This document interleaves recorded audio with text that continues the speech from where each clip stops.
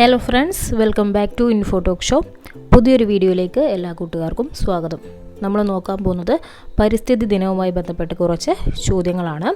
അപ്പോൾ നമുക്കറിയാം, ജൂൺ 5 പരിസ്ഥിതി ദിനമായി ആചരിക്കുകയാണ്. അന്നേ ദിവസം സ്കൂളുകളിലും മറ്റും നടത്തുന്ന ക്വിസ് മത്സരത്തിൽ പങ്കെടുക്കുന്നവർക്ക് വേണ്ടിയിട്ടാണ് ഈ ഒരു വീഡിയോ തയ്യാറാക്കിയിരിക്കുന്നത്.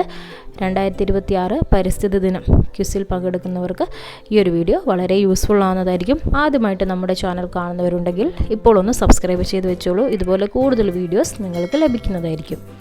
അപ്പോൾ ഒട്ടും സമയം കളയേണ്ട, പ്രധാനപ്പെട്ട ചോദ്യങ്ങൾ നമുക്കൊന്ന് നോക്കാം. ലോക പരിസ്ഥിതി ദിനം 2026 പ്രധാന പ്രമേയം എന്താണ്? ലോക പരിസ്ഥിതി ദിനം 2026 പ്രധാന പ്രമേയം എന്താണ്?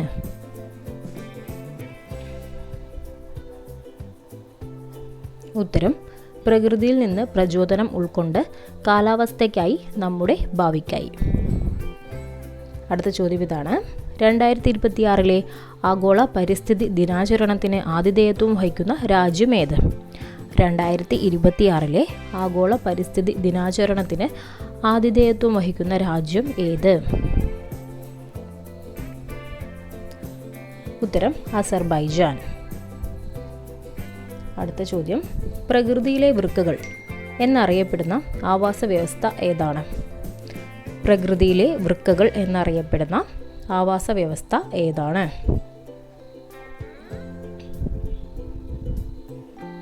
ഉത്തരം: തണ്ണീർത്തടങ്ങൾ. പ്രകൃതിയിലെ വൃക്കകൾ എന്നറിയപ്പെടുന്ന ആവാസ വ്യവസ്ഥ ഏതാണ്? തണ്ണീർത്തടങ്ങളാണ്. അടുത്ത ചോദ്യം ഇതാണ്: ഭൂമിയുടെ ശ്വാസകോശം എന്നറിയപ്പെടുന്ന വനം ഏതാണ്? ഭൂമിയുടെ ശ്വാസകോശം എന്നറിയപ്പെടുന്ന വനം ഏതാണ്? ഉത്തരം: ആമസോൺ മഴക്കാടുകളാണ്. ഭൂമിയുടെ ശ്വാസകോശം എന്നറിയപ്പെടുന്ന വനമാണ് ആമസോൺ മഴക്കാടുകൾ. അടുത്ത ചോദ്യം നോക്കിക്കോളൂ. പ്ലാസ്റ്റിക് മലിനീകരണത്തെ ചെറുക്കാൻ ഐക്യരാഷ്ട്രസഭ മുന്നോട്ട് വെച്ച ആഗോള സന്ദേശം എന്താണ്? പ്ലാസ്റ്റിക് മലിനീകരണത്തെ ചെറുക്കാൻ ഐക്യരാഷ്ട്രസഭ മുന്നോട്ട് വെച്ച ആഗോള സന്ദേശം എന്താണ്? ഉത്തരം ഇതാണ്: ബീറ്റ് പ്ലാസ്റ്റിക് പൊല്യൂഷൻ. പ്ലാസ്റ്റിക് മലിനീകരണത്തെ ചെറുക്കാൻ ഐക്യരാഷ്ട്രസഭ മുന്നോട്ട് വെച്ച ആഗോള സന്ദേശമാണ് ബീറ്റ് പ്ലാസ്റ്റിക് പൊല്യൂഷൻ. അടുത്ത ചോദ്യം: വനനശീകരണവും മണ്ണൊലിപ്പും തടയാനായി ഇന്ത്യയിൽ ജൂലൈ മാസത്തിൽ നടത്തുന്ന വൃക്ഷത്തൈ നടീൽ ഉത്സവം ഏത്? വനനശീകരണവും മണ്ണൊലിപ്പും തടയാനായി ഇന്ത്യയിൽ ജൂലൈ മാസത്തിൽ നടത്തുന്ന വൃക്ഷത്തൈ നടീൽ ഉത്സവം ഏതാണ്?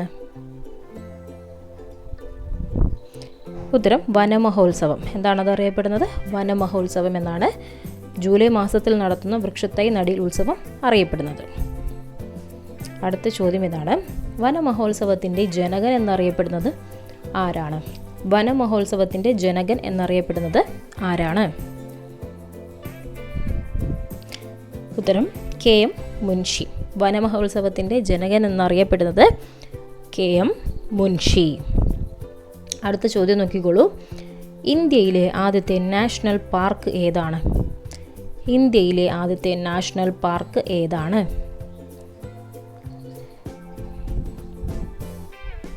ഉത്തരം: ജിം കോർബറ്റ് നാഷണൽ പാർക്ക്. ഇന്ത്യയിലെ ആദ്യത്തെ നാഷണൽ പാർക്കാണ് ജിം കോർബറ്റ് നാഷണൽ പാർക്ക്. ഇതെവിടെയാണ് സ്ഥിതി ചെയ്യുന്നത്?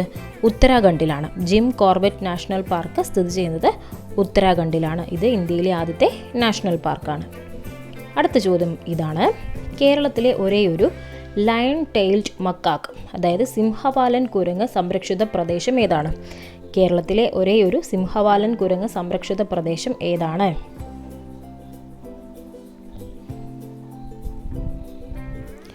ഉത്തരം: സൈലന്റ് വാലി നാഷണൽ പാർക്ക്.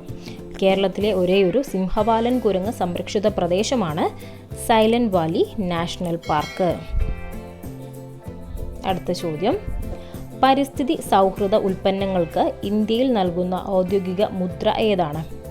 പരിസ്ഥിതി സൗഹൃദ ഉൽപ്പന്നങ്ങൾക്ക് ഇന്ത്യയിൽ നൽകുന്ന ഔദ്യോഗിക മുദ്ര ഏതാണ്?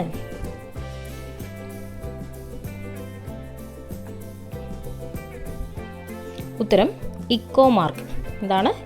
ഇക്കോ മാർക്കാണ്. പരിസ്ഥിതി സൗഹൃദ ഉൽപ്പന്നങ്ങൾക്ക് ഇന്ത്യയിൽ നൽകുന്ന ഔദ്യോഗിക മുദ്ര ഇക്കോ മാർക്കാണ്. അടുത്ത ചോദ്യം, വംശനാശ ഭീഷണി നേരിടുന്ന ജീവികളുടെയും സസ്യങ്ങളുടെയും വിവരങ്ങൾ ഉൾപ്പെടുത്തി IUCN പുറത്തിറക്കുന്ന പുസ്തകം ഏത്? വംശനാശ ഭീഷണി നേരിടുന്ന ജീവികളുടെയും സസ്യങ്ങളുടെയും വിവരങ്ങൾ ഉൾപ്പെടുത്തി IUCN പുറത്തിറക്കുന്ന പുസ്തകം ഏതാണ്?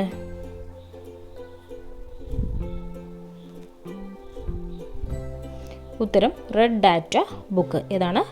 Red data book. ഇത് പുറത്തിറക്കുന്നത് IUCN. ഇതിൽ വംശനാശ ഭീഷണി നേരിടുന്ന ജീവികളുടെയും സസ്യങ്ങളുടെയും വിവരങ്ങളാണ് ഉൾപ്പെടുത്തിയിരിക്കുന്നത്. അടുത്ത ചോദ്യം, ലോക വന്യജീവി ദിനമായി ആചരിക്കുന്നത് എന്നാണ്? ലോക വന്യജീവി ദിനമായി ആചരിക്കുന്നത് എന്നാണ്?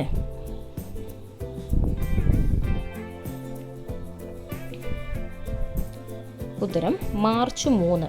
ലോക വന്യജീവി ദിനമായി ആചരിക്കുന്നത് മാർച്ച് 3-നാണ്. സിഗരറ്റ് പുകയിൽ അടങ്ങിയിരിക്കുന്നതും അന്തരീക്ഷ മലിനീകരണത്തിന് കാരണമാകുന്നതുമായ വിഷവാതകം ഏത്? സിഗരറ്റ് പുകയിൽ അടങ്ങിയിരിക്കുന്നതും അന്തരീക്ഷ മലിനീകരണത്തിന് കാരണമാകുന്നതുമായ വിഷവാതകം ഏതാണ്? ഉത്തരം നോക്കിക്കോളൂ. Carbon monoxide. സിഗരറ്റ് പുകയിൽ അടങ്ങിയിരിക്കുന്നതും അന്തരീക്ഷ മലിനീകരണത്തിന് കാരണമാകുന്നതുമായ വിഷവാതകമാണ് കാർബൺ മോണോക്സൈഡ്. അടുത്ത ചോദ്യം നോക്കാം.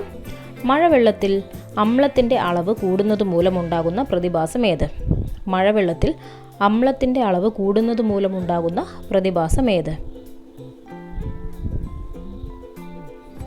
ഉത്തരം അമ്ലമഴ, ആസിഡ് റെയിൻ. മഴവെള്ളത്തിൽ അമ്ലത്തിൻ്റെ അളവ് കൂടുന്നത് മൂലമുണ്ടാകുന്ന പ്രതിഭാസമാണ് അമ്ലമഴ, ആസിഡ് റെയിൻ. അടുത്ത ചോദ്യം നോക്കിക്കോളൂ. ഇന്ത്യയിലെ പ്രശസ്തമായ തുളസി പ്രസ്ഥാനം എന്തിനു വേണ്ടിയുള്ളതായിരുന്നു? ഇന്ത്യയിലെ പ്രശസ്തമായ തുളസി പ്രസ്ഥാനം എന്തിനു വേണ്ടിയുള്ളതായിരുന്നു? ഉത്തരം നോക്കിക്കോളൂ.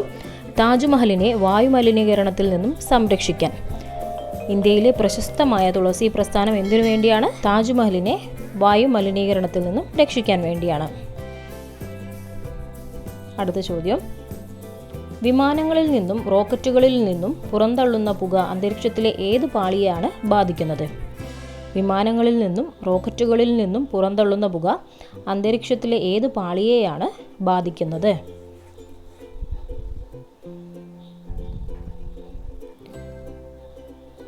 ഉത്തരം ഓസോൺ പാളിയെ. വിമാനങ്ങളിൽ നിന്നും റോക്കറ്റുകളിൽ നിന്നും പുറന്തള്ളുന്ന പുക അന്തരീക്ഷത്തിലെ ഓസോൺ പാളിയെയാണ് ബാധിക്കുന്നത്.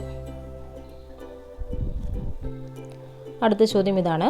കേരളത്തിലെ ഏറ്റവും വലിയ റംസാർ സൈറ്റ്, അന്താരാഷ്ട്ര പ്രാധാന്യമുള്ള തണ്ണീർത്തടം ഏതാണ്?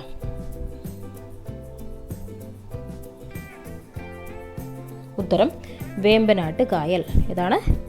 വേമ്പനാട്ട് കായൽ. അപ്പോൾ ഫ്രണ്ട്സ്, നമ്മുടെ ചോദ്യങ്ങളെല്ലാം കഴിഞ്ഞിരിക്കുകയാണ്. ഇനി നിങ്ങൾക്കായൊരു സ്പെഷ്യൽ ക്വസ്റ്റ്യൻ ആണ് തന്നിരിക്കുന്നത്. നമ്മൾ ചോദിച്ച ചോദ്യങ്ങളിൽ നിന്ന് തന്നെയാണ് ഈ ഒരു ചോദ്യം നിങ്ങൾക്ക് വേണ്ടി തന്നിരിക്കുന്നത്. വീഡിയോ ശ്രദ്ധിച്ചു കണ്ടവർക്ക് ഇതിൻ്റെ ഉത്തരം പെട്ടെന്ന് തന്നെ ലഭിക്കുന്നതായിരിക്കും. അപ്പോൾ ഓപ്ഷൻസ് നോക്കി എല്ലാവരും കറക്റ്റായിട്ടുള്ള ആൻസർ നമ്മുടെ കമൻറ്റ് ബോക്സിൽ രേഖപ്പെടുത്തുക. ചോദ്യം ഇതാണ്. കേരളത്തിലെ സിംഹവാലൻ കുരങ്ങ് സംരക്ഷിത പ്രദേശം ഏതാണ്? കേരളത്തിലെ ഒരേയൊരു സിംഹവാലൻ കുരങ്ങ് സംരക്ഷിത പ്രദേശം ഏതാണ്? തന്നിരിക്കുന്ന ഓപ്ഷനിൽ നിന്നും കറക്റ്റായുള്ള ആൻസർ എല്ലാവരും നമ്മുടെ കമൻറ്റ് ബോക്സിൽ രേഖപ്പെടുത്തുക. അപ്പോൾ മറ്റൊരു വീഡിയോയുമായി നമുക്ക് വീണ്ടും കാണാം. Thank you for watching.